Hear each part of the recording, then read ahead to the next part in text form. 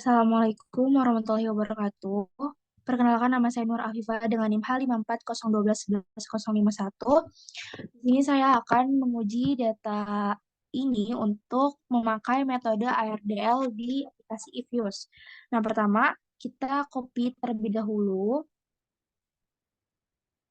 datanya, jadi sampai inflasi.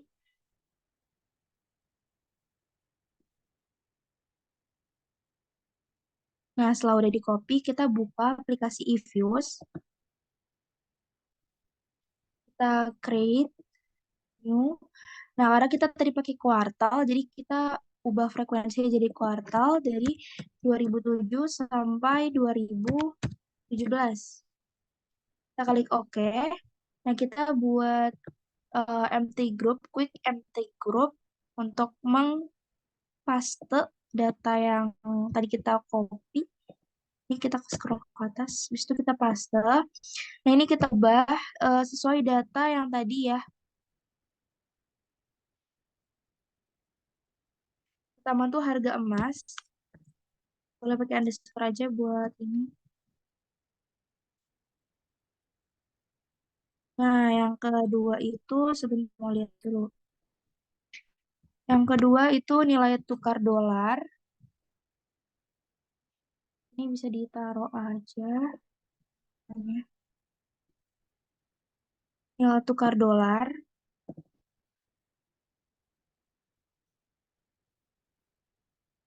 Nilai tukar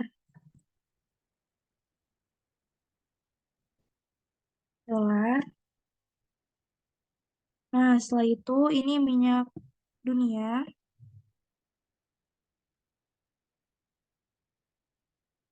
Nah, kita cek dulu takut salah. Dia minyak dunia bisa suku bunga dan emas. Oke. Nah, ini lanjut minyak dunia.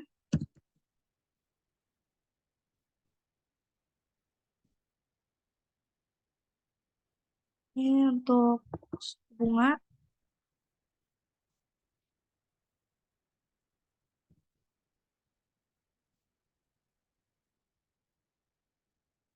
Lanjut, ini untuk permintaan emas.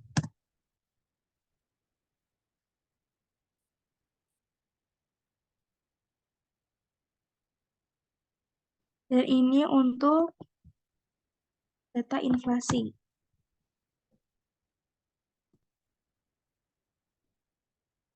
Nah, setelah itu kita uji kestasioneran dari data-data yang kita udah dapat, tapi karena AirDAL ini hanya bisa untuk memakai data yang pada level dan pada first difference gitu. Selain itu tidak bisa untuk dipakai.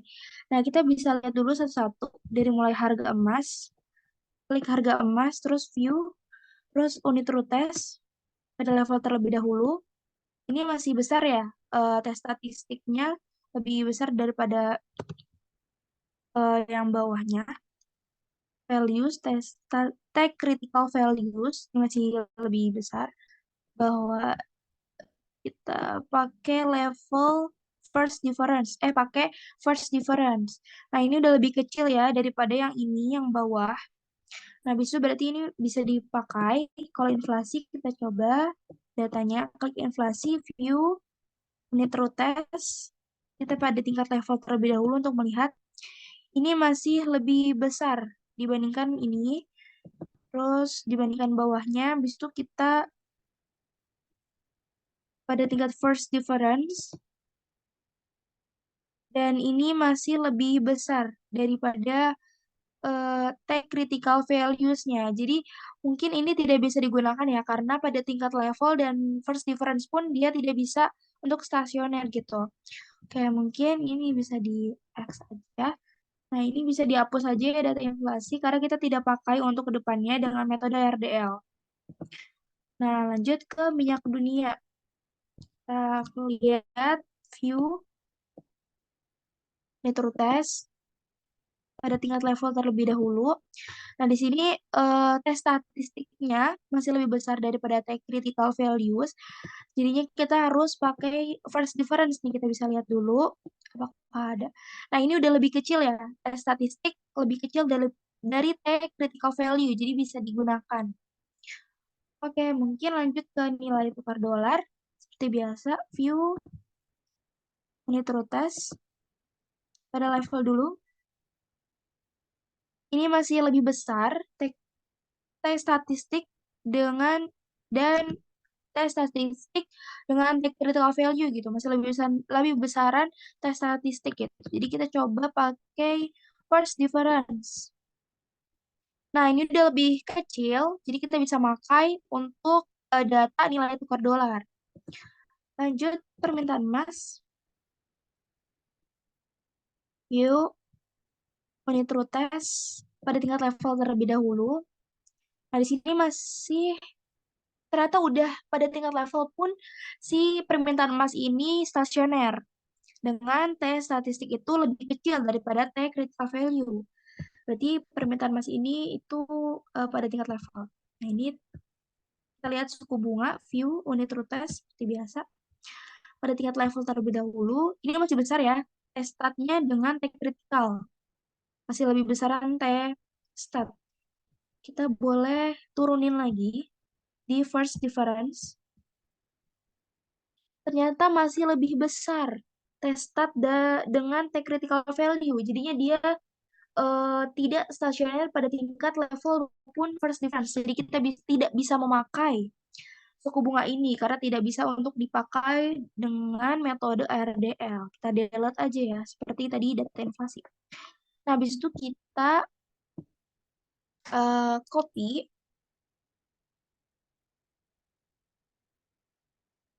kita blok terlebih dahulu semua data-data yang bisa untuk dipakai metode ARDL. Jadi tekan data yang awal dulu, terus CTRL, terus tekan lagi minyak dunia, nilai tukar dolar, permintaan emas, klik kanan, open as equation. Nah, di sini karena tadi harga emas ini merupakan first difference stasionernya, jadi kita pakai huruf D di depannya dengan dalam kurung karena dia differencing atau mengalami penurunan. Ini minyak dunia juga,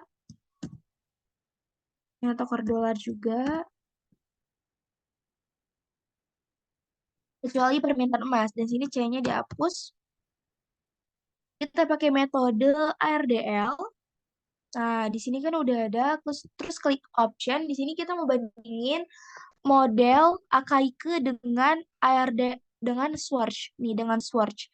AIC dengan SC. Tapi kita pakai AKIK terlebih dahulu. Kita klik AKIK dan di sini kita lihat bahwa diharuskan gitu ya untuk ARDL ini ya biar ya variabelnya itu harus autokorelasi itu airnya itu tidak boleh kurang dari satu gitu. Jadi di sini udah memenuhi persyaratan ya bahwa AR-nya ini itu satu, nggak kurang dari satu. Kan kalau kurang dari satu berarti nol ya. Sini udah memenuhi, jadi kita langsung aja klik view, koefisien diagnostik, long run, untuk mengetahui ini, statistiknya. Nah, di sini bisa dilihat ya bahwa dari metode AKIK dia mengalami kointegrasi gitu. Karena V statistik itu lebih besar daripada I1 ini bisa dibesarkan aja. Nah, ini bisa lihat ya bahwa uh, V statistic value di sini lebih besar daripada I1-nya. Jadi ini bisa digunakan ya dalam metode AKIK. Oke, mungkin lanjut ke metode SWOT. Kita membandingkan mana yang lebih baik. Yang lebih baik itu adalah yang lebih besar value-nya, statistic value-nya. Jadi kita bisa untuk freeze dulu data ini untuk membandingkan ya name. Bisa pakai ke model di terserah kalian mau klik apa, rename apa, boleh oke.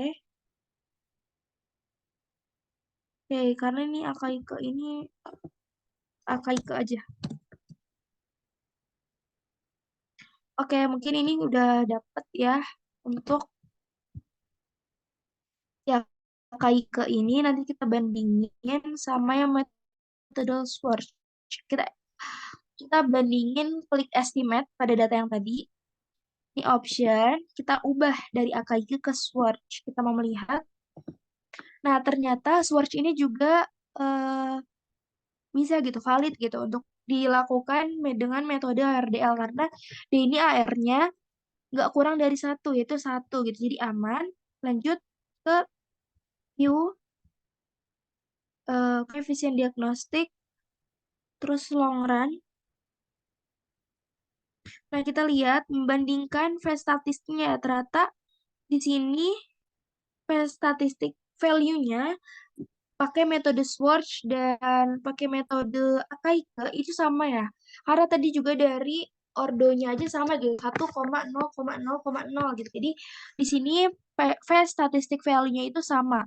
18,87916 ini juga sama. Nah, ya udah kita pilih salah satu modelnya mau pakai model apa gitu. Nah, mungkin aku lebih milih pakai model Swatch aja.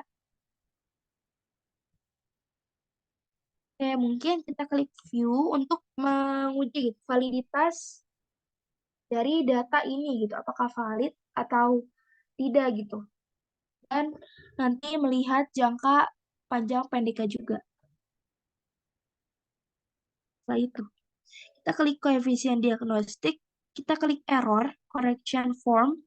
Nah, di sini data dari data yang kita dapat untuk memakai metode RDL itu kalau misalkan valid, itu koefisien itu harus negatif dan probabilitasnya itu harus kurang dari 0,05 dan di sini udah benar ya. Koefisiennya itu minus dan probabilitasnya itu di bawah 0,05 menunjukkan bahwa data ini itu valid gitu. Nah, setelah itu kita melihat data yang tadi kita udah input itu dalam jangka pendek dan jangka panjangnya. Kita bisa klik view biasa, koefisien diagnostik, terus long run.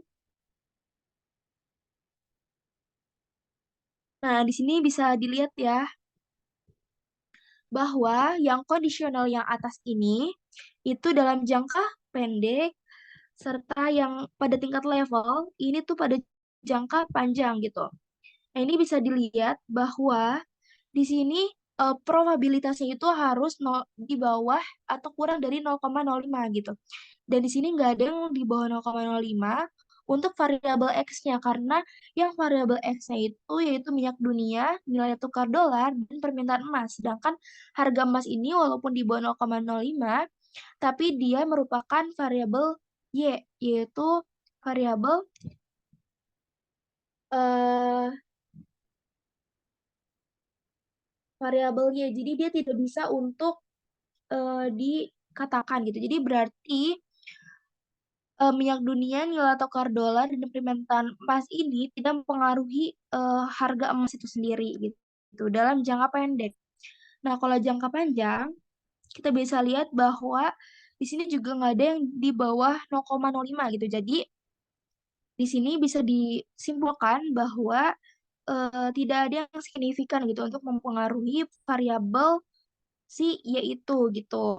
Nah, di sini kalau misalkan mau melihat modelnya, ini merupakan modelnya dari jangka panjang. Oke, mungkin sekian dari saya untuk menguji data tadi dengan metode ARDL. Kurang lebih mohon maaf. Wassalamualaikum warahmatullahi wabarakatuh.